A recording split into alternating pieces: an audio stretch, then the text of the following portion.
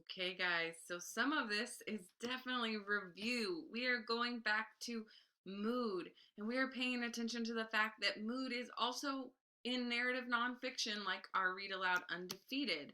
And so, in case you've forgotten what is mood, it is the feeling or the vibes that a reader feels as they're reading. So, authors usually create this through the language that they use, sensory language. They'll use a lot of description.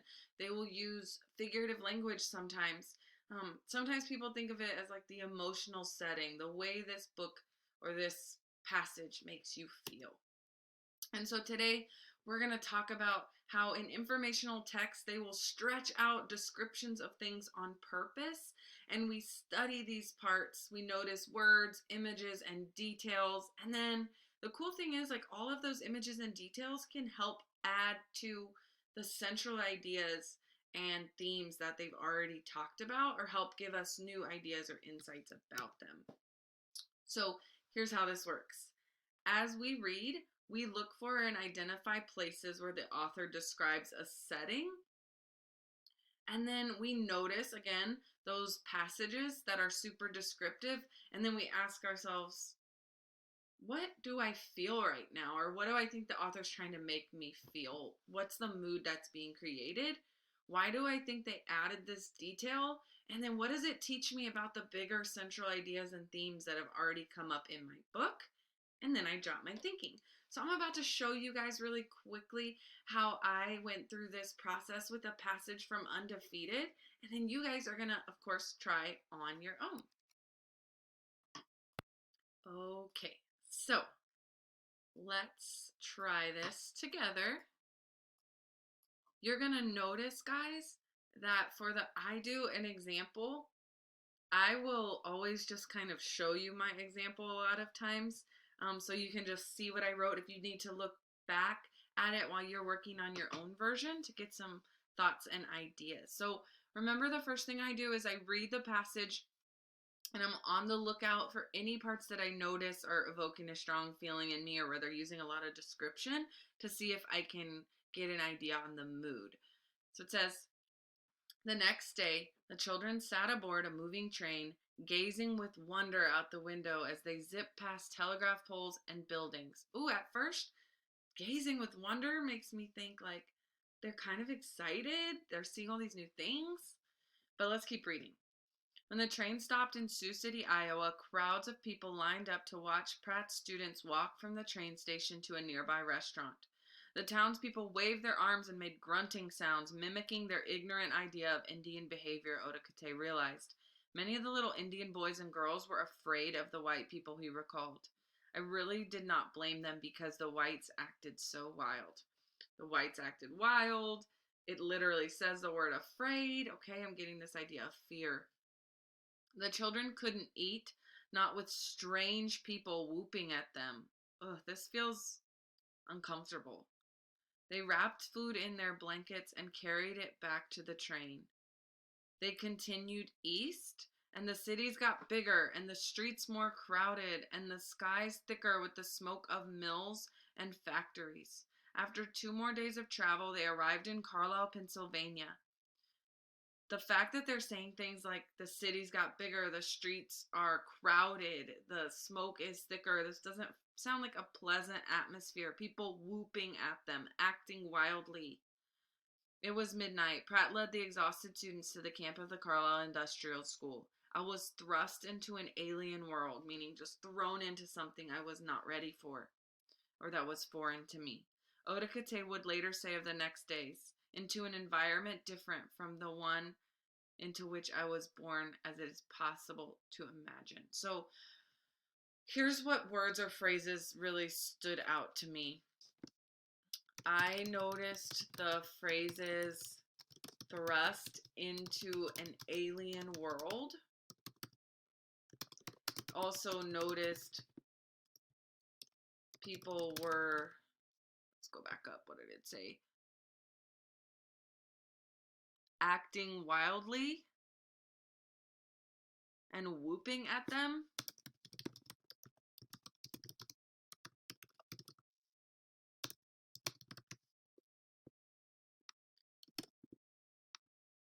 Okay, so if that were happening to me, I'm kind of putting myself in their shoes. People like yelling at me, surrounded by this crowd and like sort of this strange environment. I'm feeling like I'm thrown into something that's totally new to me. What mood did that evoke? I think the author is trying to evoke or create a mood of fear and uncertainty. Like they don't know what's going on and they're afraid. So that's what I wrote. My next part is going to be, why do I think my author chose those details and how do they add to the central ideas and themes? So I have to access my knowledge of the already existing central ideas and themes. And one of those big central ideas and themes is that Native Americans had to assimilate into white culture and they had to jump into things that they weren't certain of, and that was a scary and really difficult thing for them to do. So I'm thinking about that central idea as I answer this question. Why do I think the author chose these descriptions? I think the author is trying to show us what an overwhelming experience this was for Native American children.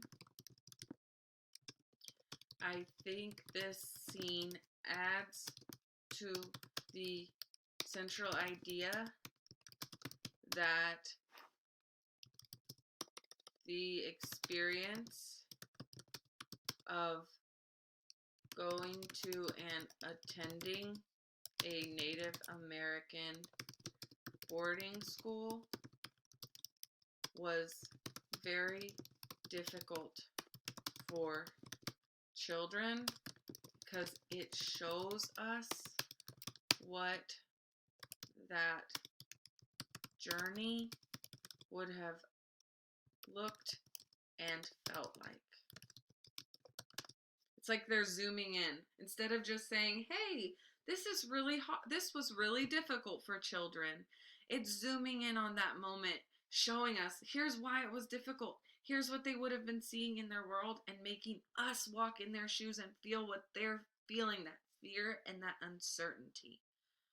So I need to capitalize Native American and we are good to go. So just to recap, first, I recognized where I thought the author was trying to evoke mood by looking for those descriptive and sensory bits of sensory language.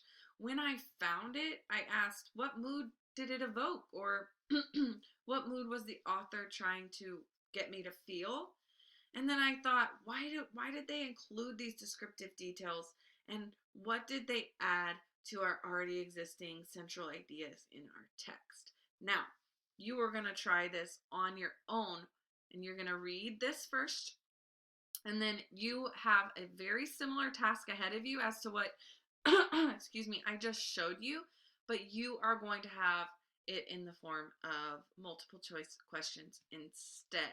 So please go ahead and jump to that. As always, ask me questions if you have them, and we have a COVID connection today, so don't forget to do that, and don't forget that your planning doc is due Thursday at 6 p.m. for your documentary.